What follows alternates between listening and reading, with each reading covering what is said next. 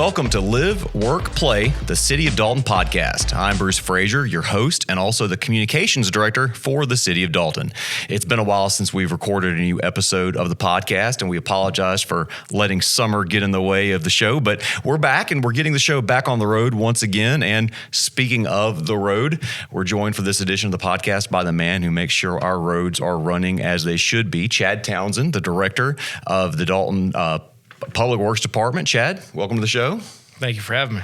Okay, we will get to the Public Works talk in just a moment, but first, we will get the show started with a few items of interest that you can add to your calendar with things going on around Dalton. We're recording this show on October 15th and looking ahead to the weekend. Saturday, October 19th, there will be the Latino Taste Festival downtown at Burr Park from noon to 5 p.m., which sounds like a great chance to get downtown and enjoy some great food and some great weather with fall coming. If you can tear yourself away from all the great college football matchups on Saturday. And also kicking off Thursday, October 17th, that's next week, the fair is back in town. That will run until October 24th. And in 2 weeks, Saturday, October 26th, Whitfield County's Touch a Truck Trick or Treat event will be held from 1 p.m. until 3 p.m. on Selvage Street near downtown. And later that evening from 4 until 10 at Burr Park, there will be a free concert and fireworks show featuring the bands One for the Road, A Murder of Crows, and Spoon Garden. Proceeds will benefit the Friendship House. So we've got plenty of fun coming to downtown, and also a couple of announcements. The election is almost here, which I'm sure you're aware of. That means soon you'll be able to turn on a TV or your computer without getting bombarded by campaign ads. Early voting starts today, actually, October 15th, the day that we were recording this show. Election day is Tuesday, November 5th. Reason I bring up the election is that our code enforcement team has asked us to remind everybody that you are welcome to place campaign signage on your own property in accordance with our sign ordinance, but signs are not allowed on utility poles, road signs, or in the public right-of-way, which usually is the area of a property closest to the road, and that's where the city has the right-of-way. And our code enforcement team does not want to have to pick up campaign signs, but they have been collecting signs that are placed illegally in the right of way, and they're going to keep doing that. So as we are in crunch time for the election, if you want to get the word out there about your favorite candidates, that is great and that is encouraged. But please make sure that you are putting your sign on the right at the right place so your message can be seen. So with that, we're going to get to the fun with the Public Works Department. Chad, thank you for being with us today. Tell us a little bit about yourself. I know you've been the Public Works Director now for a couple of years with the department here in Dalton. What was your career before that, and what brought you to Dalton? So prior to coming to work for the city, I was in the private sector, primarily doing construction. Started out on the heavy civil side, doing construction of water and wastewater treatment plants. Kind of got seeking another career path, something that was a little more flexible with time, because when you go in and you take over these water and wastewater treatment plants, you're doing rehabs and whatnot, you essentially own it.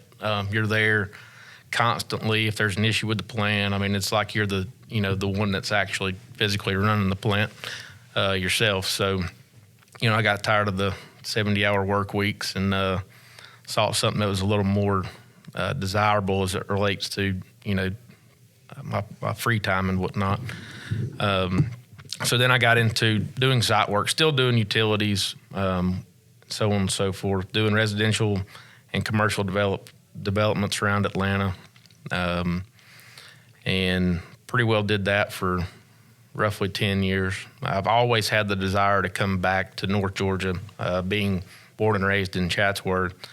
Ever since I left to go to school in Marietta, I've had the desire to be back. And then once this position came open, it lended itself to that opportunity. So, right, and so you being from the Northwest Georgia area, you obviously were very familiar with Dalton, and I guess stepping into this role, you probably know a lot of the ins and outs of the community that you might not have already known, but you've already had a love for this area when you came. Oh yes, for sure. While Dalton, certainly wasn't considered my home growing up, I mean, it still is, North Georgia and immediate neighbors to where I grew up, and obviously spent a lot of time in Dalton growing up. So yeah, it certainly felt like coming back home for sure. So That's cool. So when you came to the Public Works Department, I'm sure it did not take you very long at all to sort of wrap your arms around just the incredible variety of things that department is responsible for. It's the city's Swiss Army knife, really. I mean, any mission that needs to be accomplished that I guess the police and the fire don't take care of, you guys take care of. It's an incredible collection of men and women who are jacks of all trades, just incredibly skilled in a lot of different disciplines. Tell everybody listening to the show just what all are you guys responsible for? So you hit the nail on the head when you said essentially the city's Swiss Army knife. There hasn't been really anything that we've been hit with that we haven't been able to overcome. You know, I've got a group of men and women that'll literally go to the end of the earth to make sure that this city still functions as it should. And I mean, I've got a plethora of knowledge and skill set within the public works sector. I mean, and then of course we've got guys that's been here 20, 25, 30 plus years that I heavily rely on, you know, being somewhat new to the city. They've got a wealth of knowledge that you can't just, you know, you don't learn overnight, obviously. But as far as, you know, everything we covered, I mean, everything from traffic signals, traffic signage, paving assessments, sidewalk, curb gutter, sanitation, that's a big one, obviously. But and sanitation is garbage collection, recycling collection, rubbish, and those things. Rubbish, refuse pickup, all that follows under the Public Works umbrella, as well as landscaping. You know, landscaping's a big key to what we do as well. And then facilities maintenance. We do a lot of facilities maintenance that probably, I wouldn't say that it goes unnoticed, but it's not, you know, well public knowledge that that's what we do. And then the cemetery, of course, follows under us as well.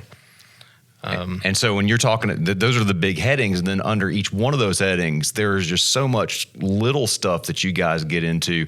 For example, you mentioned landscaping.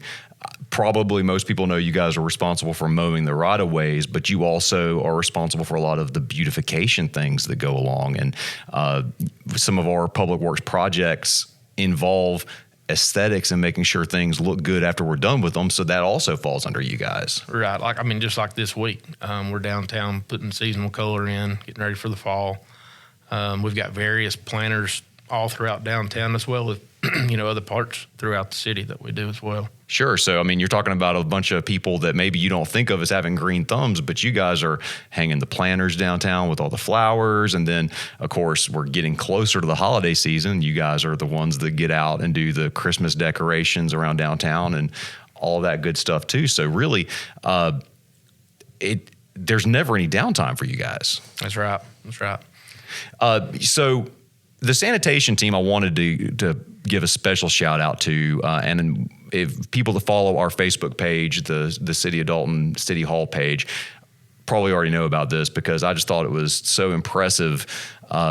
The links that you guys are willing to go to. You said go to the ends of the earth, but really it's going to any time of day to get the job done. Back a couple of weeks ago when Tropical Storm Helene, Hurricane Helene was bearing down on us, but we were in a tropical storm warning, which obviously is not a great deal. It was a Friday, though, and that meant that people who usually get their garbage and recycling collected on Fridays were still expecting that service. So your team got up in the wee hours of the night and did their garbage runs mostly before the sun came up, and that was just so they could get that mission accomplished before the storm was set to get here. And obviously we were very fortunate that the storm moved to our east, and so we didn't get the effects that we were expecting. But in the middle of a hurricane, you guys were still going to be collecting the garbage, and I think that's just really impressive. Yeah, so we looked at it from a timing perspective, and all the briefings we were getting was that we were essentially going to see tropical storm force winds later on in the morning. So the thought of it was we were going to try and bring staff in early, go ahead and get the garbage and recycling collection done. That way we can utilize those resources if needed when the storm does hit. That, and obviously we didn't want trash cans and recycling blown all over the city. And then we got a lot of positive feedback, a lot of calls from the citizens, talking about how good of a job we did getting it executed. And then we even had crews coming behind the garbage trucks, laying garbage cans on their side to keep them from getting blown in the storm drain and causing, additional issues. And I won't take credit for that. That was Tim Cruz, our sanitation foreman, that was his idea to implement that. And it was executed very well. And I appreciate, the guys and girls that come in on the sanitation crew for doing that. On top of that, we had a whole nother, what we call like a storm crew. We brought those guys in at, I believe it was 4:00 that morning, to try and stay on top of calls as we got them. We were very fortunate, like you stated, during that event. I think we wound up with a total of about 8 trees down.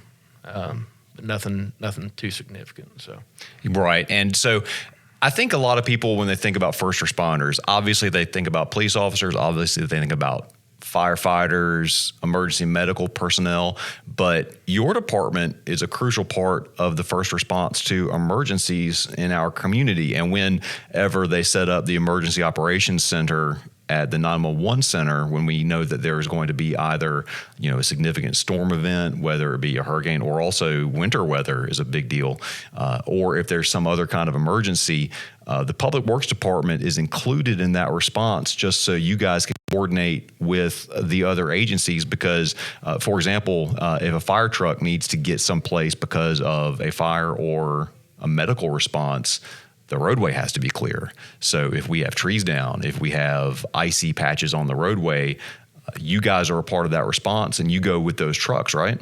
Yeah, so when they open the 911 center, they obviously invite, public works staff to come and essentially coordinate with dispatch. That way, it kind of helps with the lag time and communication. So it's pretty seamless when we have a storm event. We do man the 911 center at times when it's needed. Sometimes we just handle communications through the radio with dispatch as well. But yeah, when you speak on the first responder role, Public Works is considered to be a first responder. I think, I'm not real sure being, somewhat new to Public Works, but I think that really came to light during COVID when people were putting some restrictions on, who can essentially just travel the roads, or work full time. But I think that term essential workers, that definitely applies to you guys. Right, correct. So, not just with sort of the practical things of keeping the day-to-day operations going, but you guys have some very serious engineers on the staff with a lot of knowledge about design and engineering, and that comes into play with any number of different projects that are in the works, whether it be the work that we're doing with stormwater, whether it be construction projects. You guys are involved with all of the different departments whenever a shovel needs to go into the ground. That's you guys. Right. I've got 2 engineers on staff, one that functions as a project manager and a project engineer. They handle a lot of the project management arm for the city, not just for public works projects. We facilitate Parks and Rec on some of theirs, police, fire, essentially every department within the city. And my engineers on staff do a lot of like the requests for speed cushions, for instance. We get a lot of those requests, but there's a lot of studies that people out there in the world call those speed bumps, by the way. I know that's not the technical term, but speed cushions, if you hear that, that's speed bumps. But go ahead. I'm sorry. So, a lot of people don't realize that there's, there's one study that essentially goes into it, but there's a lot of different parameters that have to be met in order to install those. And there's a set of, national engineering requirements that we have to ensure that road that's requested for speed cushions meets. Right. And that was going to be something that I wanted to discuss while we have you here on the podcast, not just for speed cushions, which I know a lot of neighborhoods contact us requesting speed cushions because they have seen a speed cushion on a certain road and they think that would be great to have in my neighborhood, but also things just as simple as putting up a stop sign. Whenever you see a stop sign go up in a neighborhood, or when you see a speed cushion go up, that's the result of just untold hours of study and work behind the scenes for permitting and things like that, because there are all sorts of hoops that you guys have to jump through before you can get to that point. Right. We can't just essentially put a stop sign at every intersection that we think. There's a certain set of warrants that that the intersection has to meet. A lot of it comes down to mitigating liability on our end. If we just go and put, say, guardrail, for instance, in a curb, and then heaven forbid an accident happen, results in an injury, then that can come back on us. So we ensure that anytime we make a traffic control change, we're following the warrant analysis that's set out for our line of engineering. So it's amazing whenever I attend the Public Works Committee meetings on a regular basis, which those are held monthly, and they're open to the public if anybody wants to come and check out what Public Works does. But the amount of technical skill, technical knowledge, but also just study that goes into a lot of what you guys do in terms of like just the garbage collection, not to come back to that again, but you guys track the amount of tonnage that you collect, and you look at trends, and you stay on top of everything from, just the amount of garbage and recycling that's being collected, making sure that there are no, negative trends on that front, to just everything else you do requires a lot of technical knowledge and study that I think a lot of people out there in the community might not realize just the level of detail that you guys work at. Yeah, we're constantly tracking, like even you said, we down to the metrics of the recycling versus garbage. If we see recycling trending down, then we'll do a push, to encourage people to recycle. We'll reach out to citizens that have trash cans that don't have recycling bins, and and try and get that push. But yeah, as far as metrics, we track everything. We're constantly keeping an eye on traffic counts on certain roads, and just to try and stay on top of what's happening now and essentially what's to come. So one of the big things that's been in the Public Works Department's list of goals and your mission over the past several years has been stormwater, which I think maybe a lot of people in the community might not pay a lot of attention to unless their property is prone to flooding from, off right-of-way drainage issues. There have been a lot of projects completed over the past few years. There's still a lot that are on the drawing board just to improve the way that stormwater is managed in this community. That's a really big deal, and I know that your department has been on the leading edge around the Southeast and the country, to the point where you guys were asked to come to a National Public Works Convention to kind of explain our program and how we've done it, just because other communities want to do the same thing, because we've been met with a lot of success for it. Yeah, so we went to the American Public Works Association.